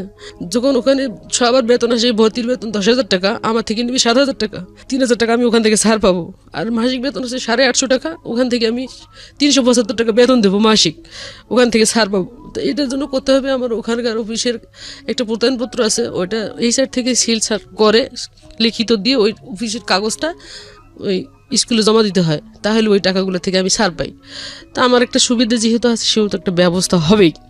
যখন তখন ছেলের বললাম, ছেলে ওখানে রিটার্ন পরীক্ষা দিতে হবে, রিটার্ন পরীক্ষা টিকলে নিবে না টিকলে নিবে না। তো রিটার্ন পরীক্ষাতে কোনো রকম কষ্ট করে ওকে শো করাইলাম, শো করানোর পর রিটার্ন পরীক্ষা টিকলো না টিকার কারণে আমি কইছি যে স্কুল ভালো, পড়ালেখা ভালো। কারণ আমি কইছি যে নাম করা একটা স্কুল থেকে যেন আমার ছেলে পেলে পড়ালেখা করে বাইরে হইতে পারে, এরকম সাহস একটা নিয়েছি, পদক্ষেপ নিয়েছি। এখন এর পরিবর্তে যদি আমার খারাপ কাজও করতে হয় আমি করব, এরকম একটা সাহস নিছি। নেওয়ার পর আমি কি করলাম, ওখানে এই জিএমের সাথে যোগাযোগ করার পর বলতেছে যে আসলে সময়টা, মানে 2 দিন আগে যদি আসতেন তাহলে আমি এটা করে দিতে পারতাম, আপনি আপাতত 1 বছরটা লস করেন, পরের বছরে আপনি দেন। আমি কোনো লস করতে পারবো না, বয়স তো কমবে না, বাড়বে। তখন আমি কি করলাম, পাশের একটা বেগমজান স্কুল আছে, ওই স্কুলের মধ্যে আমি 6 ভর্তি করাইলাম। ভর্তি করানোর পর ওই বছরটা ওখানে চললো। খুব টানাটানি কষ্টের ভিতরে আমার বছরটা চলছে, খুব কষ্টের ভিতরে চলছে। খাই না খাই আমি ওই সময় যে ওদের একটা বাড়তি সময় খাওয়ার দেওয়ার সময়, শারীরিক ফিটনেস ঠিক রাখার জন্য একটা খাবার দাবারের ব্যবস্থা ওই রকম কিছু নাই। ওই ফিটনেসটা আমি এখনও আর আনতে পারতেছি না, যদিও হাজারে খাওয়াই। 3 দিন ওরাও শুকিয়ে যায়, আমিও শুকিয়ে যাই, এই অবস্থা। লাস্ট পর্যন্ত এই টাকায় সংসার চলে না। তখন আমি আমার ম্যানেজারের কাছে বললাম, স্যার আমার তো সমস্যা, আমি চাকরিটা করতে পারবো না, দরকার হয় আপনি আমাকে প্রমোশন দেন, না হলে আমার এই ফান্ডের টাকাটা দেন। তখন ওই একটা লাইন চেঞ্জ করে আরেকটা লাইনে গেছি, ওখানে একটা মেয়ে ছিল, ও কী করছে, ওই টাকা বেতন পোষায় না বিধে, ওর এরকম সমস্যা একটা ছিল, হাজব্যান্ড 2য় বিয়ে করছে। ও কী করছে, এই ফ্যাক্টরি চেঞ্জ করে আরেকটা জায়গায় গেছে। ওইখানে গিয়ে ওর কথা মনে পড়ে আমি ওর কাছে একটা কল করছি। কল দেওয়ার পর আমি বলছি যে আমার এরকম চাকরি লাগবে, তুমি তো জানো সমস্যা, আমি এইটাকে গুলাইতে পারি না। কয় আচ্ছা তুমি সন্ধ্যার দিকে আমার সাথে দেখা করো, দেখা করলে আমি ডিটেলস তোমাকে বলবো। তো ওই জায়গায় স্যারের সাথে আমার জন্য কথা বলছে। তো উনি পরের দিন সকালবেলা আমাকে দেখা করতে বলছে। পরে এই যে ঘাটতিটা পূরণ করতে করতে আমার এদিকে 50,000 টাকা আমি ঋণের মধ্যে এখনো আসি। এখন এই ঋণটা কীভাবে পরিশোধ করব? পরে ওখান থেকে ওর সাথে যোগাযোগ করে সন্ধ্যার দিকে ওর সাথে দেখা করলাম। দেখা করার পর কথা বলার পর বলছে যে তুমি কালকে সকালবেলা অমুক ফ্যাক্টরির গেটের সামনে আসো। আমাকে লোকেশন দিয়ে দিল। লোকেশন দেওয়ার পর ইন্টারভিউর সময় যেগুলো লাগে, যেভাবে যেতে হয় ওভাবে গেলাম, সব কিছু ফেলে রাখি। যাওয়ার পরে আমাকে ভিতরে নিল। ভিতরে নেওয়ার পর যে সমস্ত ইন্টারভিউ নেওয়ার কথা সব প্রশ্ন ওগুলো সব ইংরেজিতে থাকে, আমার লেভেল অনুযায়ী যেটা দরকার। উনি আমাকে প্রশ্নগুলো করলো, প্রশ্ন আমি উত্তর দিলাম। দেওয়ার পর আমাকে মৌখিকভাবে কিছু জিজ্ঞেস করলো, জিজ্ঞেস করার পর বলছে তোমার বেতন দিবা 16,000 টাকা প্লাস তুমি এখান থেকে ওভার টাইম পাবা। যেখানে আমি এখানে সবকিছু মিলে পাইছি 14-15,000 টাকা, তাহলে ওখানে যদি আমাকে 16,000 টাকা দেয় আবার ওভার টাইম দিবে, তাহলে আমার 1 ঘন্টার দাম পড়তেছে 120 টাকা। তাহলে এখানে আমি 4 ঘন্টা ওভার টাইম পেলে আমি 20-এর পার হয়ে যাব, তাহলে আমার এই টাকাটাই সংসারটা ভালো চলবে। চিন্তা ভাবনা করে আমি স্যার আমার যদি 2,000 টাকা বাড়াই দিতে পারেন আমার জন্য খুব ভালো হয়। তো রিকোয়েস্ট করলাম, বলছে যে না আমি আর এর থেকে বাইরে যেতে পারবো না, তোমার এটা ধরাই দিছি, তোমার ভালো লাগলে কালকে আসবা, আর যদি না ভালো লাগে তাহলে আসবা না। এই কথা কয়ে উনি আমাকে পাঠিয়ে দিল। পাঠিয়ে দেওয়ার পর বাসায় এসে চিন্তা করতেছি যে নতুন জায়গায় একটা সেটেল হওয়া কিন্তু অনেক টাফ। এখন এখানে আমাকে যতজন চিনে ওখানে কিন্তু ততজন আমাকে চিনে না। নতুন করে ওদের সাথে ওদের ভিতরে ঢুকতে গেলে আমার অনেক কষ্ট হবে। পরে আমি কি করলাম, চিন্তা করে যত কষ্ট হোক আমার টাকাটার দরকার। এখানে আসি কি করলাম, আমি এই অফিসে ডিউটি শুরু করলাম। পরের দিন থেকে আমাকে নিয়োগ টিয়োগ দিয়ে সবকিছু করলো। এখন অলরেডি আমি ওখানে চাকরি সারি নাই, তখন ডিউটি শুরু করলাম। আমি ভাবতেছি যে এখানে যদি আমি না টিকতে পারি তাহলে আমি আবার আগের জায়গায় চলে যাব। তখন কি করলাম, মনে মনে চিন্তা করতেছি যেভাবে হোক আমাকে টিকতে হবে। যখন আমি কাজ শুরু করি আমাকে শুধু টর্চারিং করে। ওখানকার ডিরেক্টর আছে, আমাকে উল্টোপাল্টা প্রশ্ন করে, যেটা আমি জানি না সেটা প্রশ্ন করে, কিন্তু আমি উপস্থিত বুদ্ধিটা আমার বেশি, এটা আমি বুঝি যেটা আমি কোন দিক দিয়ে কভার করতে পারবো। ওই উপস্থিত বুদ্ধি দিয়ে আমি ওটাকে ম্যানেজ করে ফেলতাম। তখন ওদের ওই সমস্ত ফ্যাক্টরির ভিতরে নিজস্ব বাইরের কোনো অর্ডার নাই। আমি যে সেক্টরটা আছি সমস্ত মূলত আমি জ্যাকেটের জন্য অনেক ফিট এবং জ্যাকেটের জন্য ভালো কাজ করি, তো জ্যাকেট তৈরি করি। তো জ্যাকেট এটা অন্য একটা কোম্পানির থেকে সাবকন্ট্রাক্ট হিসেবে কাজ করে। তো তখন ওই কাজ করতে করতে আমি ওদের সাথে মিশা শুরু করে দিলাম। এখন আমি বলতেছি যে একজন আছে, একজন তো পাইছি আমার সাথে ছিল আগের ফ্যাক্টরিতে, আরও 2-3 জন আনলে মনে হয় আমি টিকতে পারবো।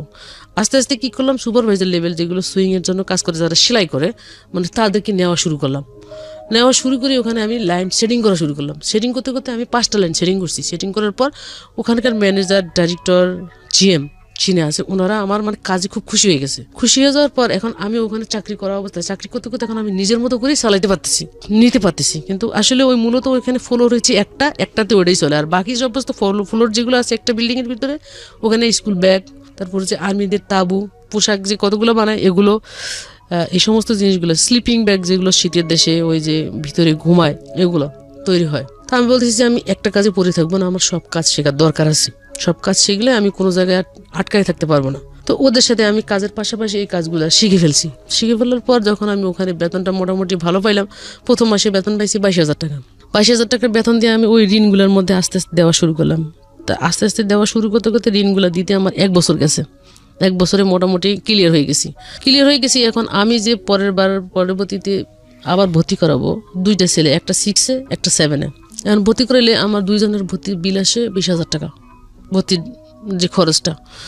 এখন আমি প্রত্যয়নপত্র জমা দিলে আমার 3,000 টাকা করে কমে আসে, 7,000 করে 14,000 টাকা লাগে। তো প্রতি জানুয়ারিতে আমার এরকম টাকাটা লাগে। এরকম সাপোর্টটা আমাকে কে দিবে? এখন আমি এর ফাঁকে দিয়ে চাকরি করা অবস্থায় এর সাথে যোগাযোগ করতে চেষ্টা করি, আমার বাড়ির সাথে যোগাযোগ করতে চেষ্টা যখন করি তখন ও আমাকে ধরা দেয় না। তখন আমার বাড়িও আমাকে ধরা দেয় না, আমার মা আমার ভাই ধরা দেয় না। তখন এ কি করছে, এদিক দিয়ে এর সাথে সংসার চালাকালীন অবস্থায় আমার মা আমার ভাইরে ও প্যাকেট করে ফেলছে, ওর পক্ষে করে ফেলার পর তখন আমি আমার মার সাথে একদিন ফোনে কথা বললাম, মা সবার জীবনে তো একটা কোনো কিছুর দরকার হওয়ার প্রয়োজন হয়, আসলে আমি 2টা ছেলে নিয়ে কীভাবে দিন কাটাইতেছি, তোমার কি একটু প্রশ্ন জাগে না মনে যে ও ছেলে 2টা নিয়ে আসলে চলতে পারে না, খাইতে পারো, কয় টাকা বেতন পাই তুমি কখনো চিন্তা করছো? আমি তো জানি তুমি তো চাকরি করতেছো, খাইতেছো, আমার খবর কি নেই, উল্টো কথা ও বলে। তখন আমি বুঝতে পারছি যে এখানে একটা কিছু আছে। তখন ওর পরের দিন আবার কল করি, দেখি ওয়েটিং কল, এর নাম্বারে কল করি, 2 নাম্বারে সেম ওয়েটিং। তখন আমি কি করছি, পাশের বাড়িতে কল দিছি, ছোট একটা বাচ্চা আছে। আমি বলছি তোমার দাদি কোথায়? কয় দাদি তো বাড়িতে আছে। তোর দাদি দিতেও তো ওরে পাশ থেকে বলতেছে বাড়িতে নাই। এটা যখন আমি বুঝতে পারছি তখন আমি কি করছি, এই ফোনটা কাটি দিয়ে যখন ওর ফোন ফিরে পেয়েছি আবার ফোন দিছি। ফোন দিয়ে বলতেছি যে তুমি কোথায়? কয় আমি অমুক জায়গায় আছি, তোমার নানার বাড়ির এদিকে আসছি। ফোন দিতে চাইলো, তুমি বললা যে বাড়িতে নাই। কয় না, এই কথা তো আমি বলি নাই, আমি যেটা কানে শুনছি এটাকে আমি অস্বীকার করতে পারি? আমাকে ফলস বানাই দিচ্ছে যে ওরা আমাকে চায় না, ওরা ওকে চায়। বন্ধ করে দিছি যখন, তখন আমি বলছি যাক আমি একলা যদি জীবনে বেঁচে থাকি তাহলে কিছু করব, আর যদি না থাকি তাহলে কিছু করব না। ওখান থেকে আসার পর এখন আমি নিজে চিন্তা করতেছি ওকে তো এমনি ছেড়ে দেবো না, আমি ছেড়ে দেওয়া যায় না। ওখানে চাকরি করা অবস্থায় আমি এই অফিসে ঢুকলাম। এই অফিসে ঢুকে আগের জায়গায় যে আমার কিছু আনা আছে, ডিজাইনের একটা ব্যবসা আছে, এখানে আসি ডিজাইন দিলাম। ডিজাইন দেওয়ার পর এখান থেকে আমি 55,000 টাকা পাইছি। তার আগে তো আমি মামলার দিকে যাইতে পারিনি টাকার জন্য। টাকাটা হাতে নেওয়ার পর, টাকাটা পাইলাম যখন, পাওয়ার পর আমি কি করলাম, মানে কার কাছে যাব, থানার ভিতরে যখন আমি গেলাম, ওখানে পুলিশের সাথে কথাগুলো শেয়ার করলাম। শেয়ার করার পর উনি বলতেছে যে আপনার এত টাকা লাগবে, মানে যে টাকার অ্যামাউন্ট দিছে ওই টাকা তো আমি জীবনেও সম্ভব না খরচ করা। তখন আমি বলতেছি যে তাহলে আমি এটা কিভাবে করব। হ্যাঁ, আপনার সাথে তো আমি শেয়ার করলাম আমার বিষয়টা, আপনি এত টাকার কথা বললেন, তাহলে আমি এটা আমার পক্ষে খরচ করা সম্ভব না। খরচও করতে পারবেন না, সমাধানও করতে পারবেন না, আমাকে বললো। তখন আমি তারপরেও পুলিশের সাথে একটা যোগাযোগ রাখলাম। যোগাযোগ রাখার পর আমি ওখান থেকে এক ডাক্তারের কাছে গেছি, হোমিও ডাক্তারের কাছে, মানে ছোটো ছেলেটা একটু অসুস্থ হয়েছে, ওর কাছে গেছি। তো উনি আমার মানে আপসেট দেখে বলছে যে আপনার মানে কোনো সমস্যা আছে, আপনি আমাকে খুলে বলেন। যখন আমি ওনাকে খুলে বললাম, উনি আমাকে একজন উকিল দেখাই দিল, মানে ওনার ফ্রেন্ড হয় আর কি, যে উনি অনেক ভালো মানুষ, মানুষের উপকার করে। আপনি ওখানে গেলে আপনি ফোন নাম্বার দিতেছি, আপনি আগে কথা বলেন, কথা বলি আপনার সাথে যদি দেখা করতে বলে তাহলে আপনি যাইন, আশা রেখে আপনার টাকা খরচ কম পড়বে।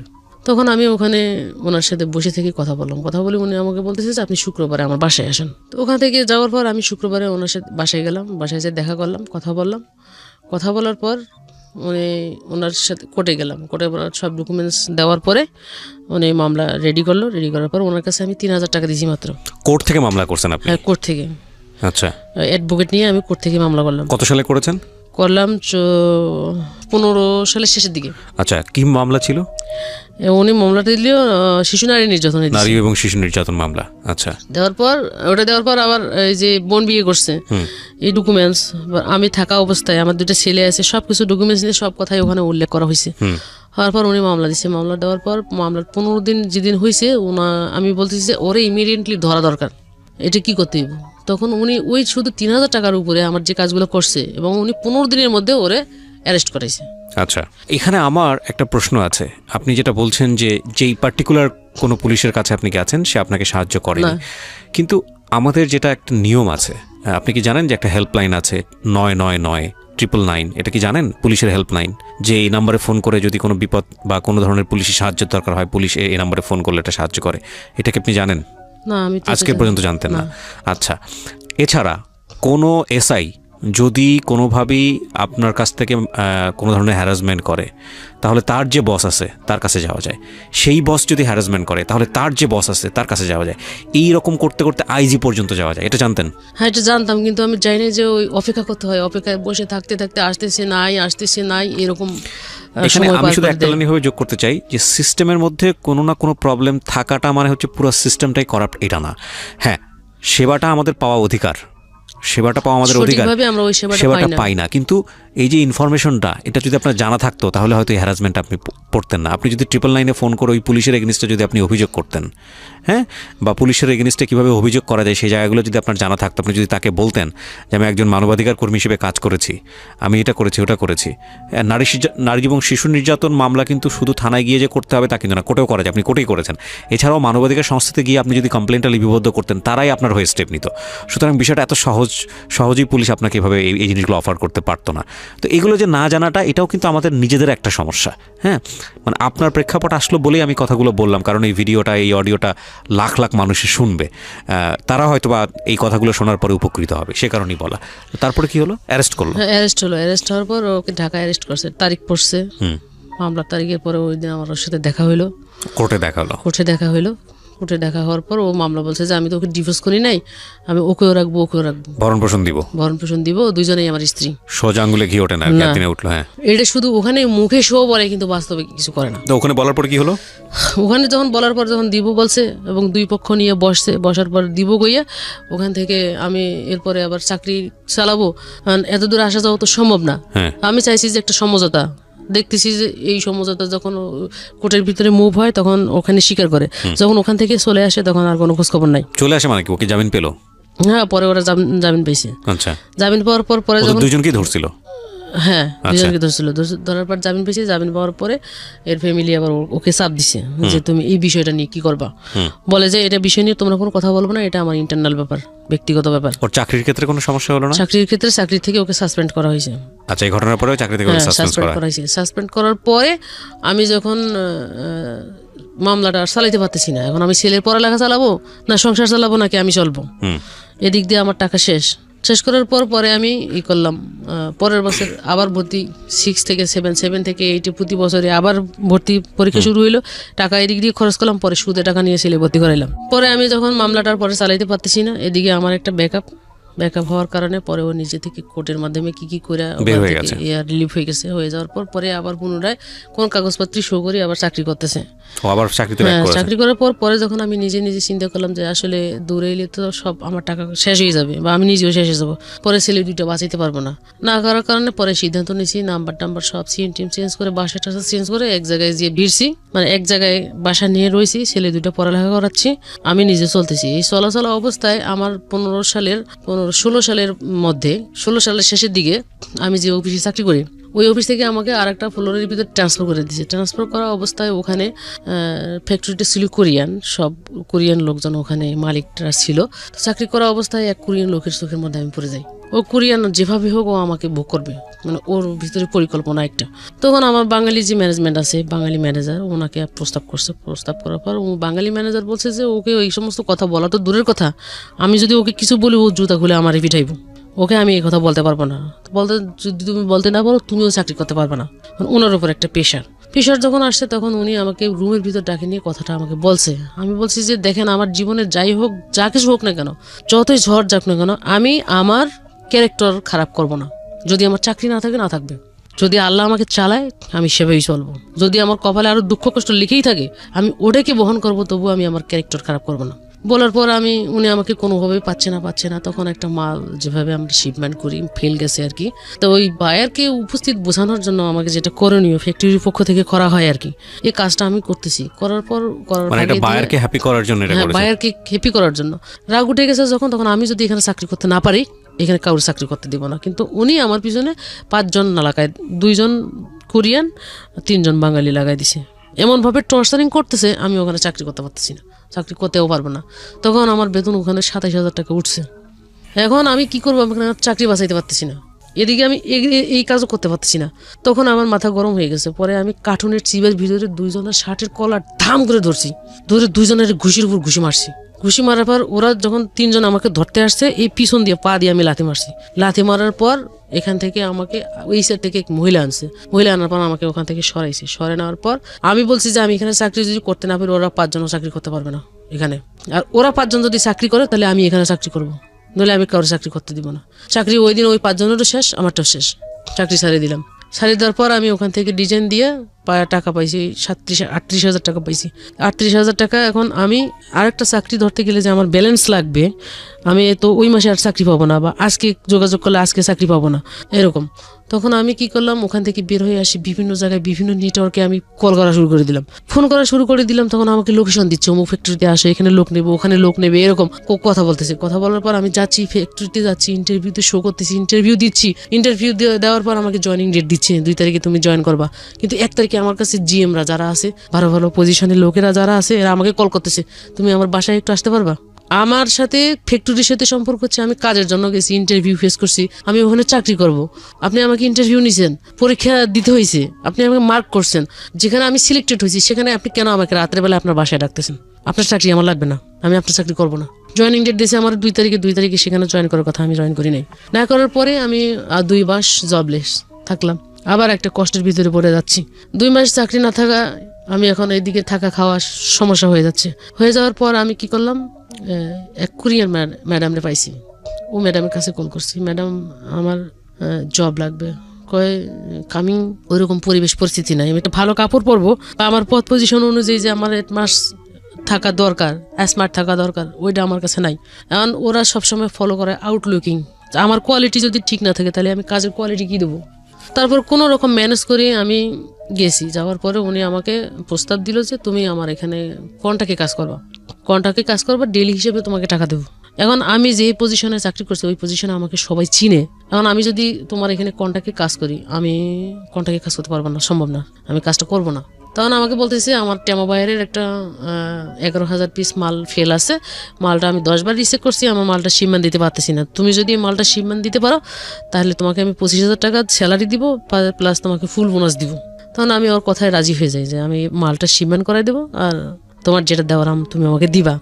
টিভি তখন আমি ওখানে জমা দিলাম। জমা দেওয়ার পর ওই দিন থেকে আমি ওখানে কাজ স্টার্টিং করলাম। স্টার্টিং করার পর আমি 4 দিনে কাজটা ওকে করে 5 দিনের দিনে ওর শিপমেন্ট আমি ওকে করাইলাম। ওকে করার পর উনি আমাকে 25,000 টাকা বেতন ধরাইলো আর দিল, মানে ওই রোজার মাসের 10 দিন আগে আমি জয়েন করছি।